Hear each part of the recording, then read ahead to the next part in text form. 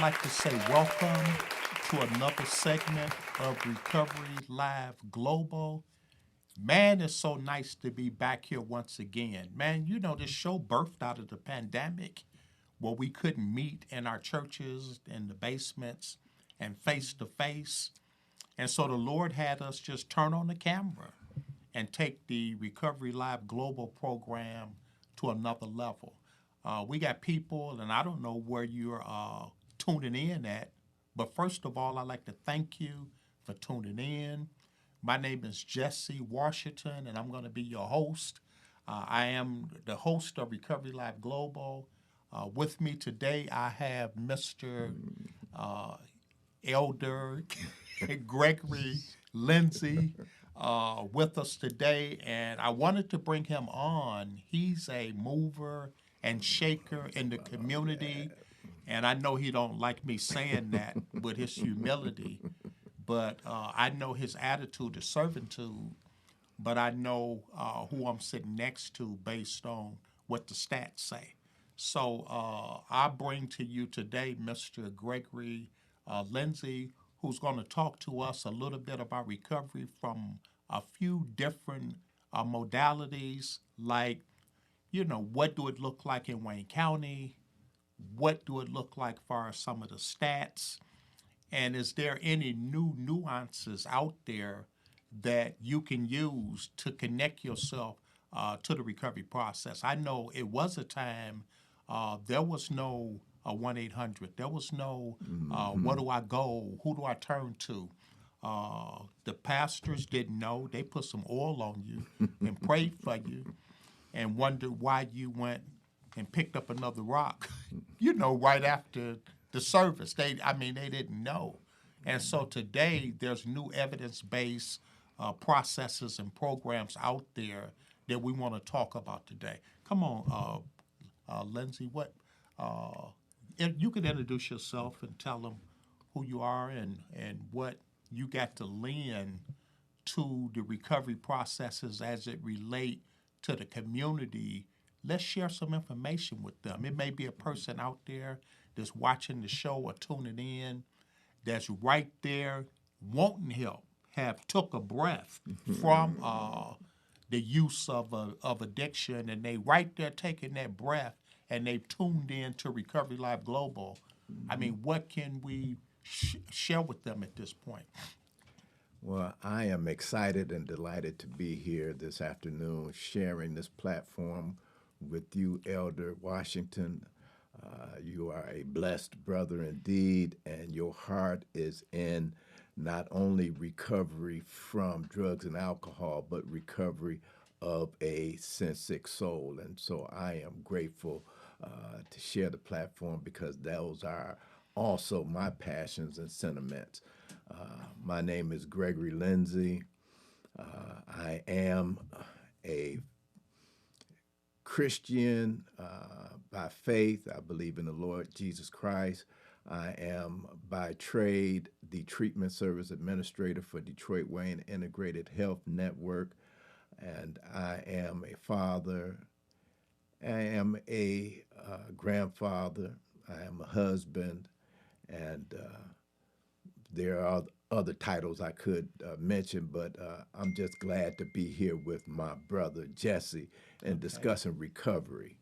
I am a child birthed out of the baby boomer generation, and I was around when they were making those black exploitation movies, and everybody wanted to be a Superfly. They wanted to be Mac.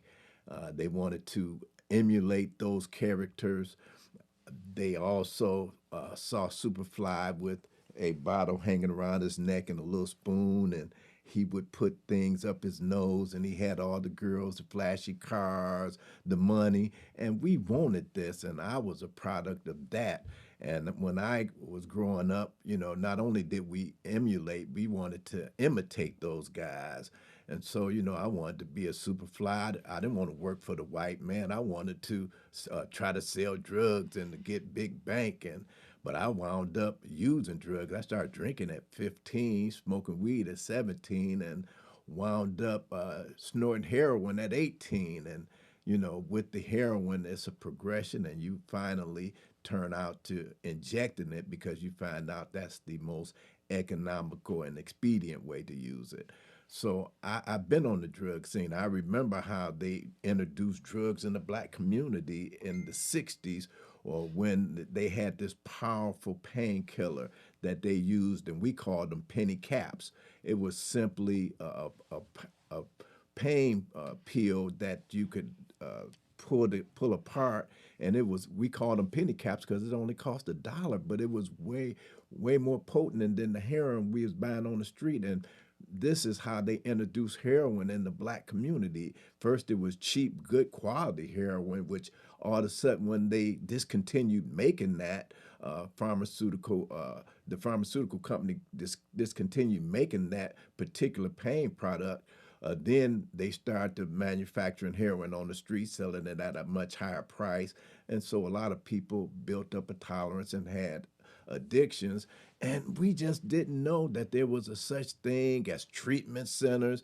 You know, when you tried to stop using heroin back in the day, you just toughed it out. You were sweating and your stomach was cramping and you was throwing up for 2 or 3 or 4 days in order to withdraw.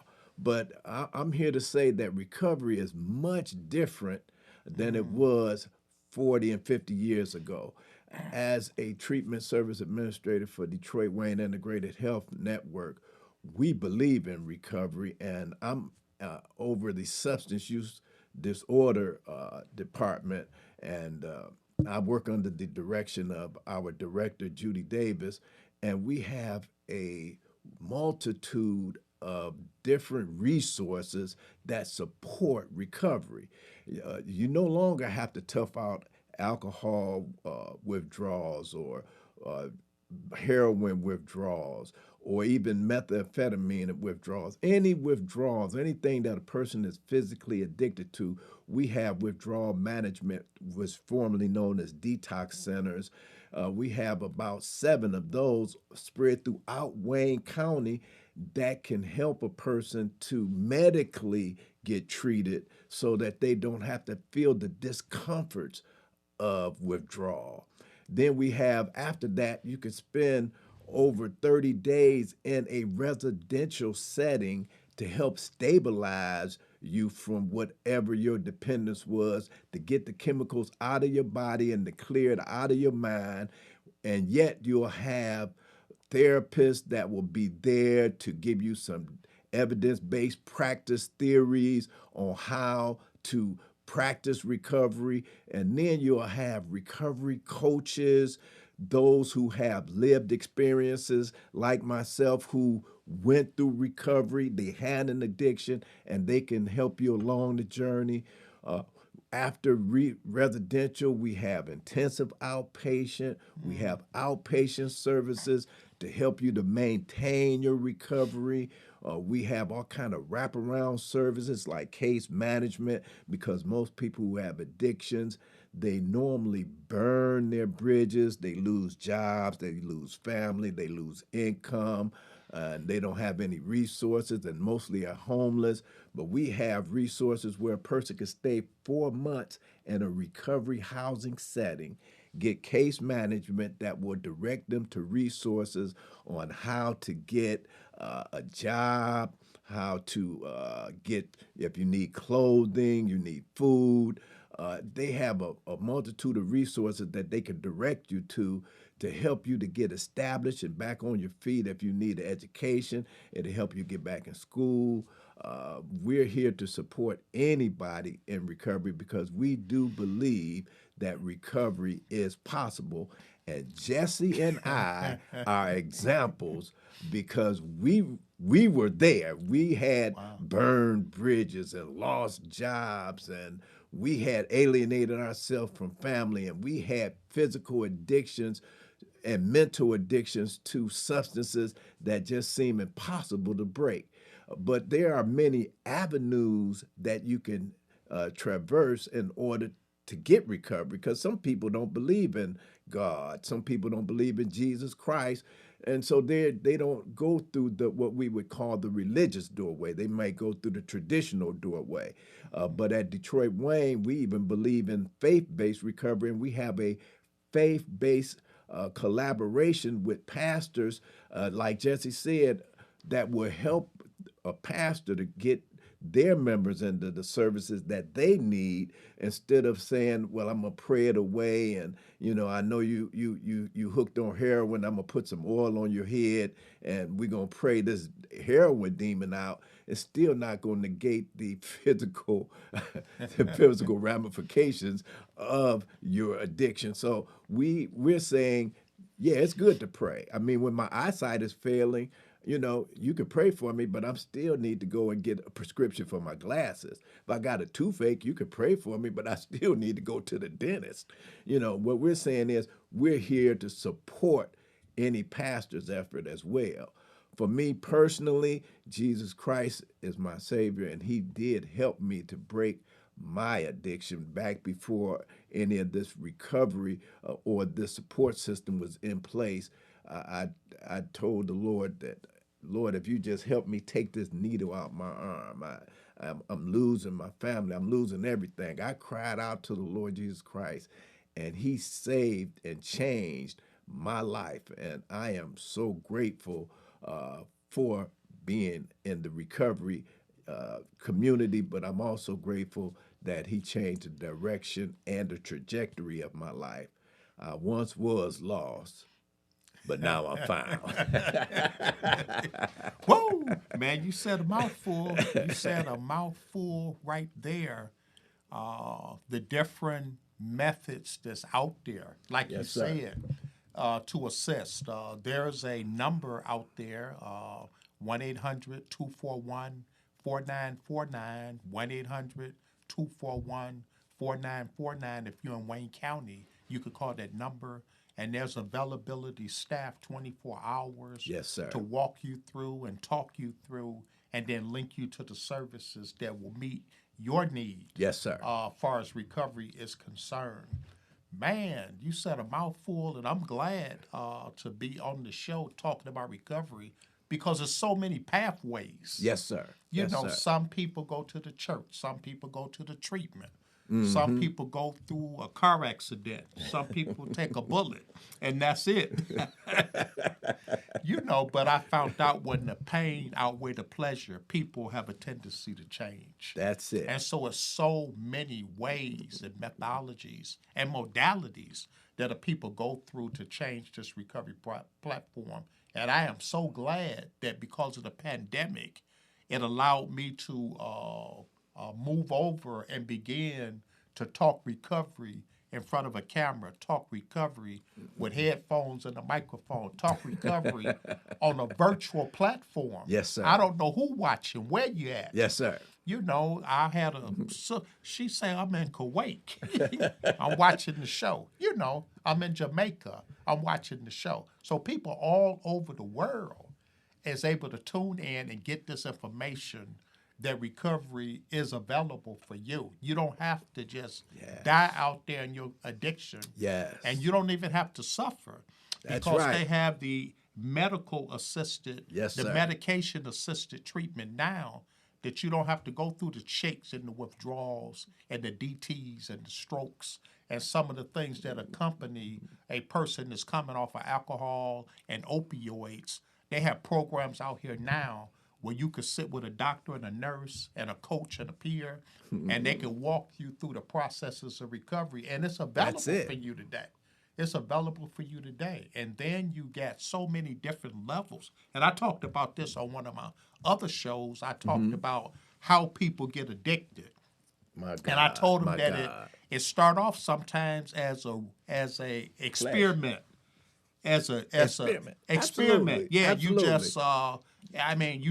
you just do an experiment. Everybody else doing it. Give me one. Yes, sir. Yes, sir. And then the next thing you know is to move from an experiment to recreational. Now you Yes, sir. calling people saying, let's go get one. Or let's That's come it. together and get one. Now it's recreation. Next thing you know, you crossing the lines. You're abusing it now. Yes, You sir. driving under the influence. And Yes, it's sir. called impaired driving. Yes, and sir. you moving over, and now you into abuse, and then from abuse you move to dependency, and then from dependency you move to chronicity, Yes, where sir. it becomes a real bad situation. And so if you out there and you finding yourself like experimenting, and I don't care what the society say, it could fool around and lead to an experiment, to a recreation, and from Absolutely. recreation to abuse, and from abuse to dependency, and now you stuck out there because Yes, you sir. got chronic illnesses that started from an experiment. And I know that it ain't gonna happen to me. You know what I'm saying? It ain't gonna happen to you. I know how to use and drink responsibly. Yes, sir. I know how to do that. Yes, sir. So when I drink, I'm gonna have me a driver, to take me home. But once you under the influence, you forget that you had a driver, and now you out there driving down the street, and then flick, driver's license, registration, proof of insurance. Yes, Can sir. you walk this line? And the next thing you know, you done got yourself caught up with a DUI or driving under the influence, or Yes, you might sir. just get an operating under the influence. You can't even drive a high-low under the influence. You can't even work in what they kill hogs at. Slaughterhouse. You don't need to be in the slaughterhouse under the influence. Yes, sir. Yes, You know what I'm sir. saying? Because it impair your vision and your ability to think, and your cognitive skills Absolutely. is impaired. Absolutely. And I was at Red Lobster the other day, and man, the first thing the little lady came to say to me, "What you drinking?" And I say, well, see, water and lemon, please. But I was looking around, and I watched all of those people with those cherries and straws and lemons and pineapples, all on the toothpick, all on the glass. They even had glasses with umbrellas, Yeah. And the people was just sitting there engaging. And I thought about it. Now they're gonna leave Red Lobsters and get in their car and drive home. And all of Absolutely. a sudden, you didn't caught one of those different kinds of cases that you don't want to wind yourself in. So I just want to reach out. That's what this Yes, sir. program is. This program is designed to educate and inspire our listening audience to learn as much as they can about addictions and recoveries, so that they don't have to. I asked the church, what's that in that glass? Is that grape juice or wine? You know what I'm saying? Yes, sir. I have to ask some questions now. Is that grape juice or wine? I asked my dentist, what's in the bottle? What he say? Well, that's Tylenol 3s and 4s. I say, oh, whoa. Can you give me something that's non-narcotic? He said, well, I can do that. So he wrote me some Motrins and different things like Absolutely. that. So you gotta, the more we educate ourselves, the more we'll be prepared to navigate on this journey because the body don't know if I copped on 7 Mile or if my doctor wrote the script. Once it's Yes. inside the system don't know where it came from. All they know that it's impairing my vision, it's impairing my cognitive ability, and it's also Absolutely. doing damages to the system and to the body. Man, this is a good show, man. Really, I appreciate this, man. Come on. You inspired me, man. I mean, you inspired the thought processes about how I got addicted. Okay. In terms of when I was 15, we used to put up $0.25 a piece, and Boone's Farm apple wine used to only cost $1 and a dime. Woo. So Boone's Farm apple wine tasted really good. Yeah. And matter of fact, they started to make Strawberry Hill. So they've made two or three different flavors, and it was be 4 of us, and we all turned it up, and man, we was floating. But then all of a sudden, somebody suggested, let's go to Bacardi. So they wanted to get Bacardi and Coke. Then The next time I looked around, they started drinking gin and lime juice. Mm-hmm. Then, but for me, alcohol and my head spinning and throwing up, I just did not like that feeling. So then we started smoking weed. And 17, I'm smoking weed, and all of a sudden I found something new I liked. And so smoking weed became part of my repertoire. I Yeah, it gave you started, the munchies. yeah. I thought I listened to music better. I Right, thought right. I saw concerts better. And I was in Toronto, went to a concert, and I didn't have anything to get high off. I went to the bathroom to try to get some weed, and they wouldn't even let me get none. I thought I wasn't going to enjoy the concert. Right, Man, this right. was a classic Jackson 5 concert. So Mm-hmm. it's back in the day, Jackson 5. And I thought I couldn't enjoy it. That's how psyched out you are when it comes to using drugs. But then, I became, like Jesse said, experimenting. I Mm-hmm. experimented with acid, with mescaline, with crystal THC. But hallucinogens were never my thing. But when I tried heroin, that became my drug of choice. And see, when you do the experimentation, you select what you like. Mm-hmm. Some people, I mean, crack became a lot of people's drug of choice because it gives you that high that nobody else has. I mean, it hit a pleasure system in your frontal cortex in the brain that just kind of, your brain has these messenger systems that indicate you're feeling or sensing pleasure, and it release all these endorphins and those type of chemical transmitters that transmit in the brain that said, "Oh, you feel good." It's the feel good chemical transmitters. But man, that doggone crack, it exceeds the pleasure limit, and so you it's an instant addiction. So you have all these drugs, but for me, it became the heroin, and Mm-hmm. for you, it could become anything. That's why Jesse said, "Don't experiment."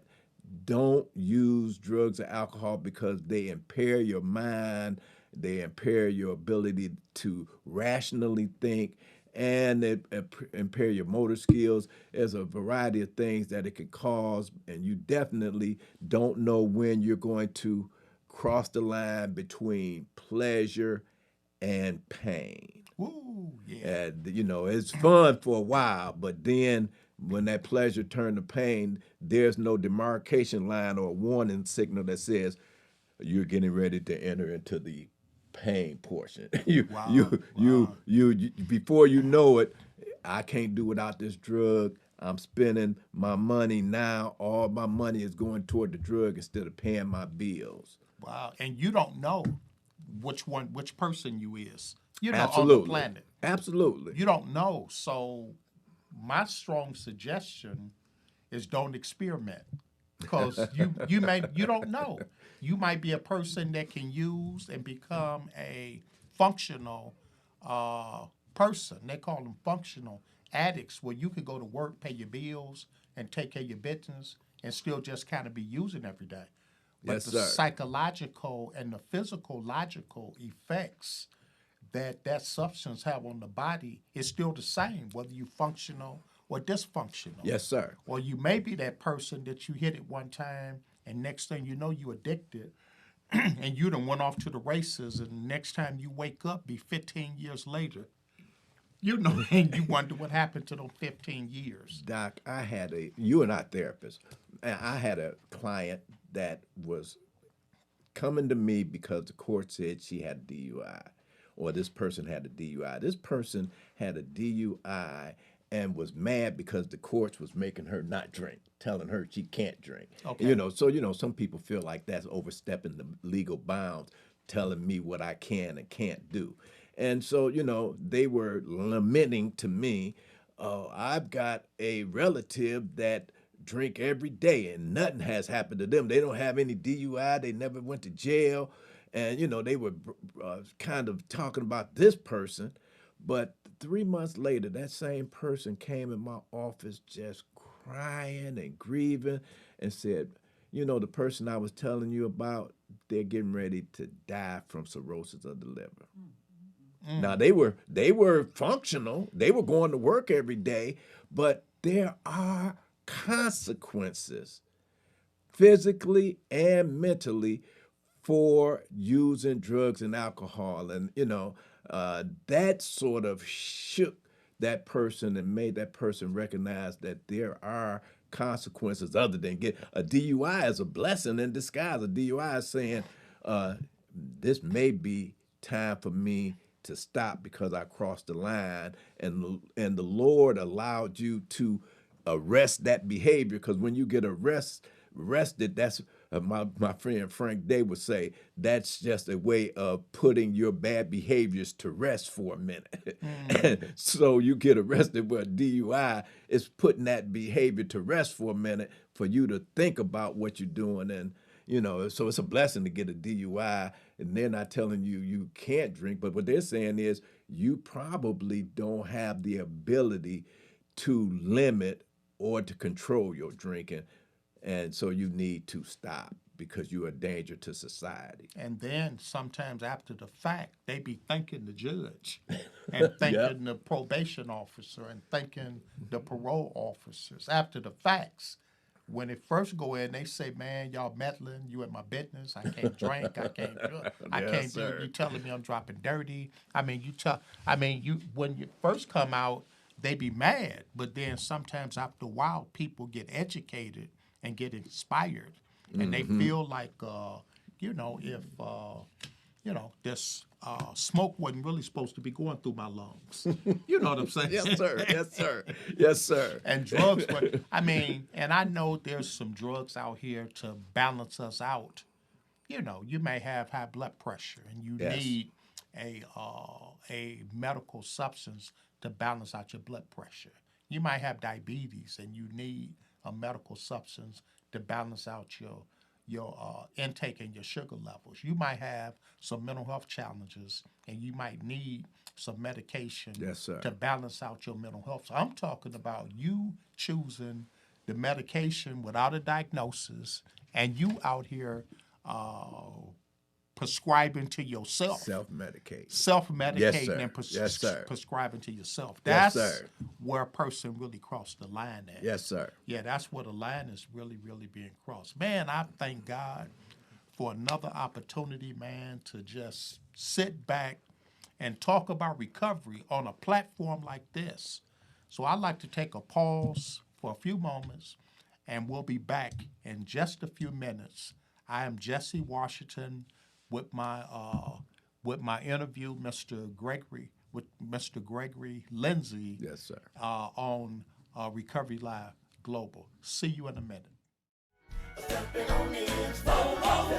Well, you might be out there and you want to support the Recovery Live Global efforts. You can do so by purchasing one of our Recovery Live Global t-shirts. So I'm wearing one. If you look at it, it's here. We're moved into merchandise.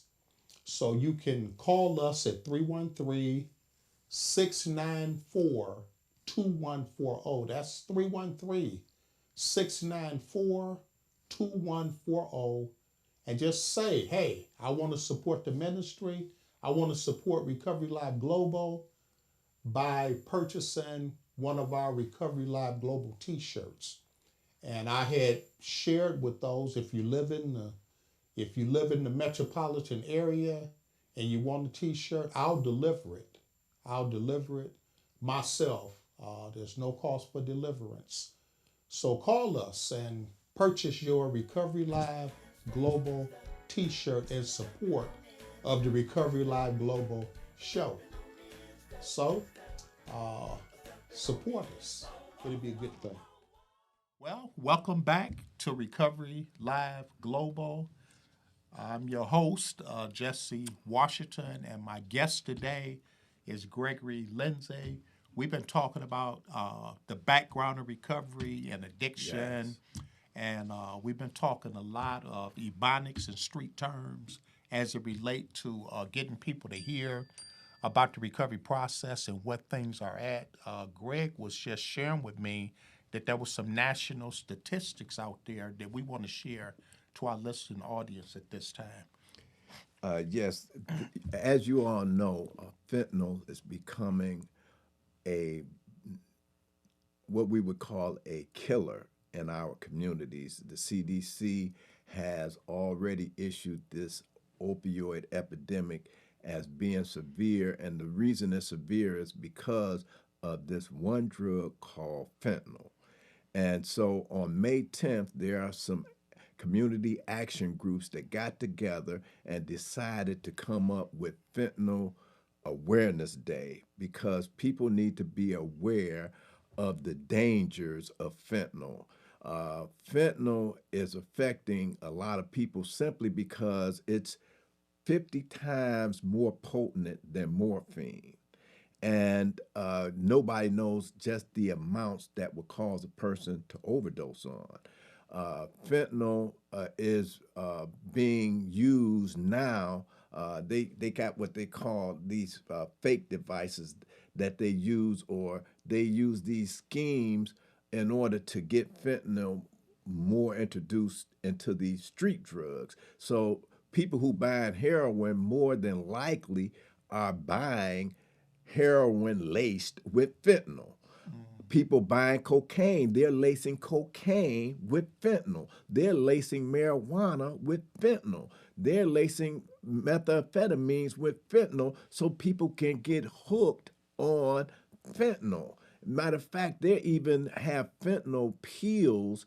They don't sell the pill or market it as fentanyl. What they'll do is they'll market it as oxycodone because a lot of people buy oxycodone and Vicodins off the street. So they'll have a fentanyl inside of those pills that they mark as Vicodin, but they're really fentanyl pills. So it's causing it's causing a national concern because as I read some of these statistics, uh, let me share some of these statistics with you. According to the CDC, there will be 70,000 deaths involving illicit fentanyl in the 12-month period ending November 2021.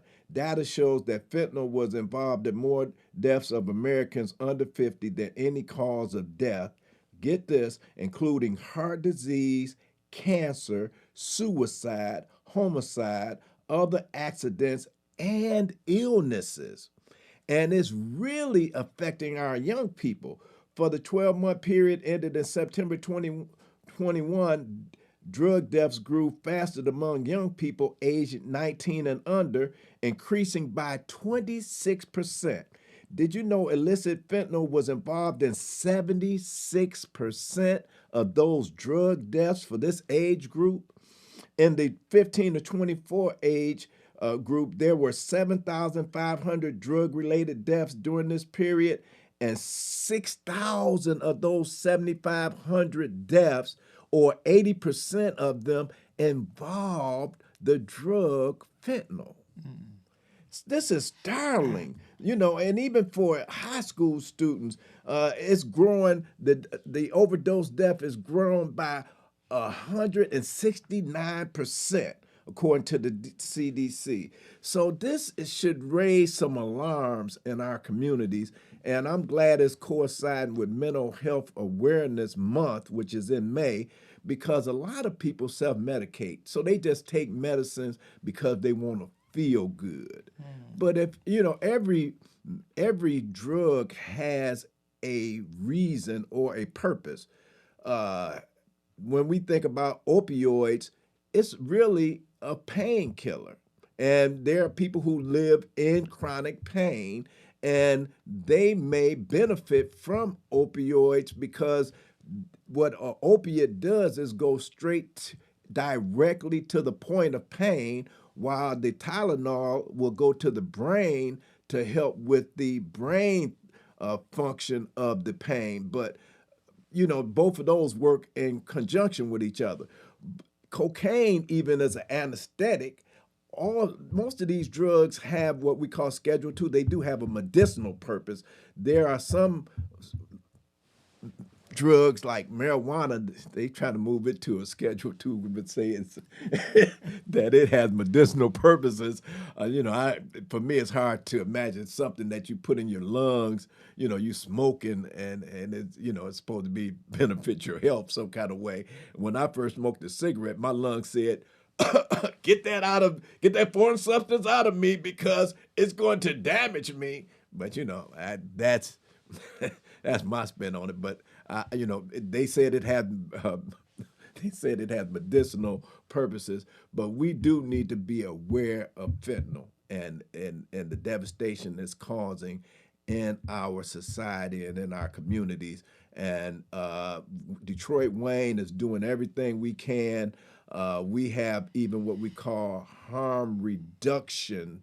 We don't call it treatment, but we have harm reduction devices such as fentanyl strips, because some people just not going to stop using. That's bottom line. But we have providers that are out in the communities passing out fentanyl strips, so at least they have the opportunity to test whatever drug they're using to see if fentanyl is in that particular drug, so that they can say, well, if fentanyl's in it, I don't want to use it. Okay. So that will help reduce the overdose rate. We also have where they have clean needles, where you can have needle exchange instead of exchanging needles, because people are dying from like AIDS and different other diseases because you're sharing needles. But you can get clean needles. We have those type of programs.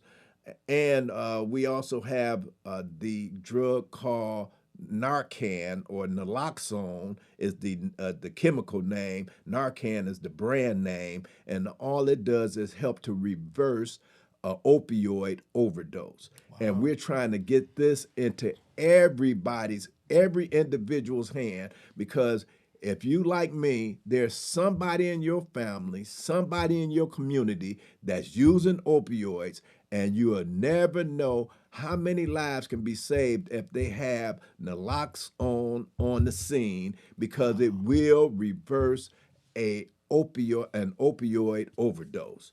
And we're trying to get this out into all communities. We're even going in churches, training churches how to use naloxone, because it's a simple use, but we want to make sure people know how to use it, and so we can save more lives. Because this fentanyl, the cartels, they manufacture it, they're over it, and they flooded our communities with it. And it's an uphill battle. The government haven't been able to stop it. Just 2 days ago in Warren, they stopped a car with 20 pounds of fentanyl hidden inside powder form and pill form. It's just getting into our communities, and we need to try to counteract it the best we can. But we do need to make people aware of the consequences of using fentanyl and the havoc is creating in our community as far as overdose deaths. Yeah, we thank you for that information, man. That it's a lot of information out there to let people know. Just let them know. When you know better, you do better. Yes, and sir. A lot of individuals just don't know about a Narcan kit. They just don't even know. And that's Narcan true. have saved so many lives. Yes, sir. Dial 911, but pull out your Narcan. I got one in my car. I meant to bring it in the studio. I got it at the church office, because you never know. You just never know where it's going to happen at, and you can save a life and stop a death with a Narcan kit. And it's an easy process. They got them in the police cars. They got them on the EMS trucks. They got them on the fire trucks. Absolutely. And we need them in our cars too, because you never know when you're going to run into a situation where a person have overdosing off of any kind of opioids, and you can stop that overdose like immediately. And Absolutely. so that's a good piece and a good thing to have. Our show is designed to educate and inspire individuals to help out in the recovery processes against addiction. So I really appreciate the show. I like talking about recovery. I talked with some individuals that said that I can't really go on Recovery Live show because somebody gonna see me. You know what I'm saying?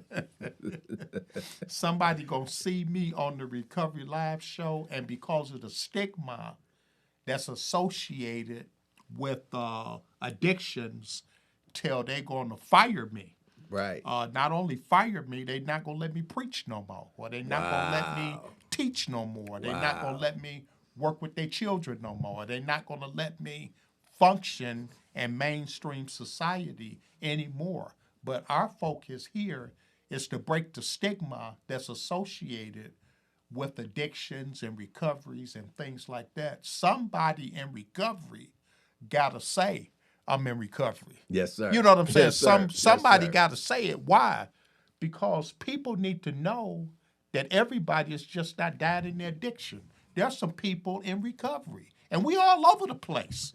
We Yeah. all Yes, over the sir. place. Yes, We sir. on the news. We in teaching capacities. We in government capacities. Yes, sir. We in ministerial capacities. Yes, sir. We all over the place. But if you don't raise your hand and say I'm in recovery, then people gonna believe what the news say and what the lies say, and the stats say that once a addict is always an addict, and you gonna die in your you gonna die like that, and My they don't. God. And but somebody need to know and need to see. So if you out there and you in recovery, I mean, you may not be able to come on TV like and say it on this magnitude, but tell somebody.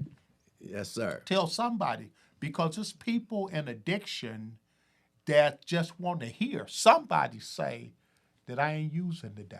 Yes, sir. You know, Yes, I'm sir. able to get through a day without using today. And I'm going Yes, to tell sir. you, that go a long, long way. It's too many of us that have came from addiction and moved over into recovery and then put a mask on like we never had a problem because of the stigmas that's associated with the problems. Absolutely. You see what I'm saying? And we don't want to talk about it because people gonna say I go one of them.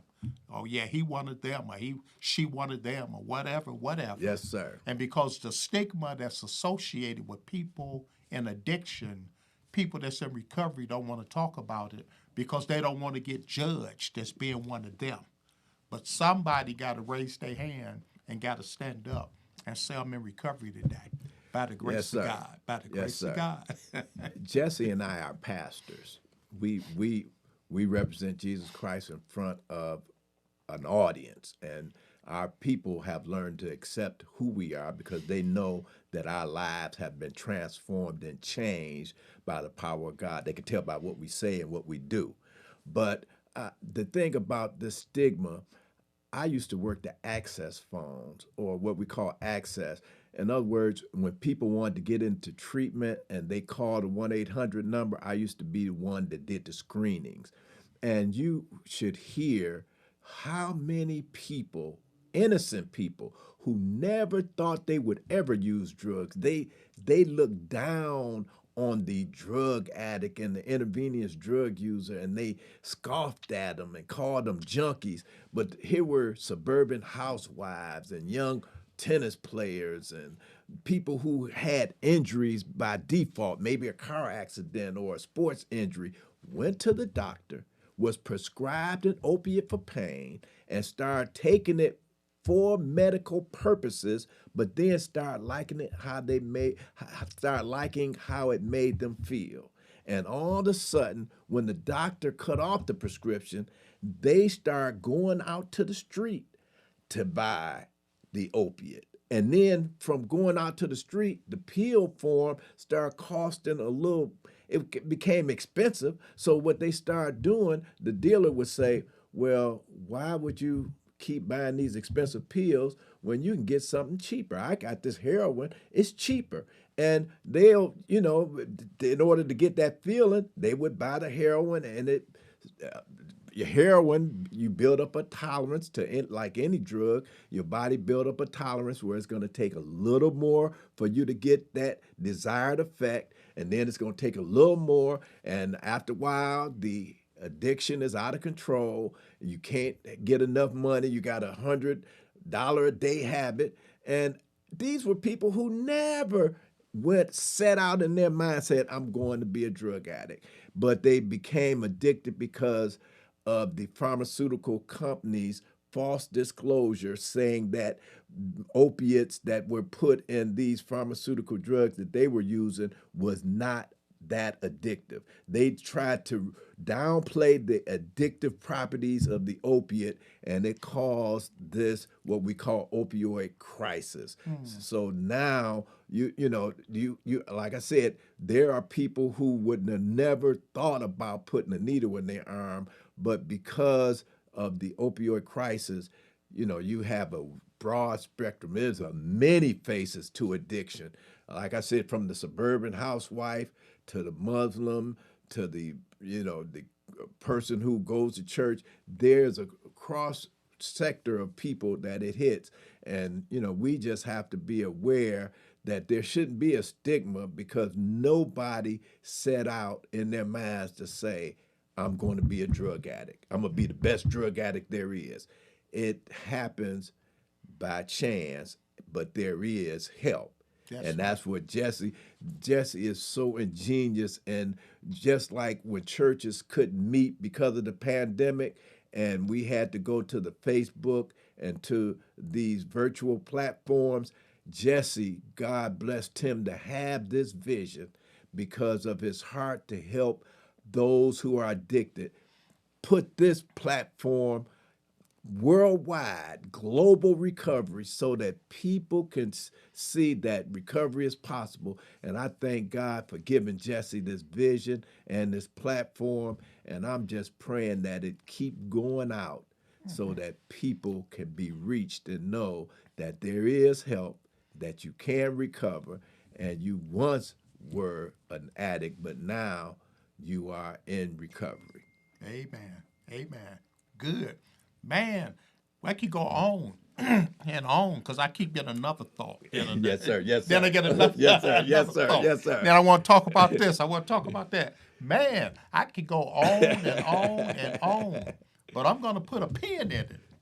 I'm going to put a pin in it and save some for next week. Yes, sir. And is it any closing remarks that you would like to have or to share with our viewing audience before we put the pin in it? And I'll be saying, I'll see you next week. Any closing? What I would say is that anybody in Wayne County that needs help and they want to overcome an addiction, please call 1-800-241-4949, 800-241-4949. The resources are available 24 hours, 7 days a week.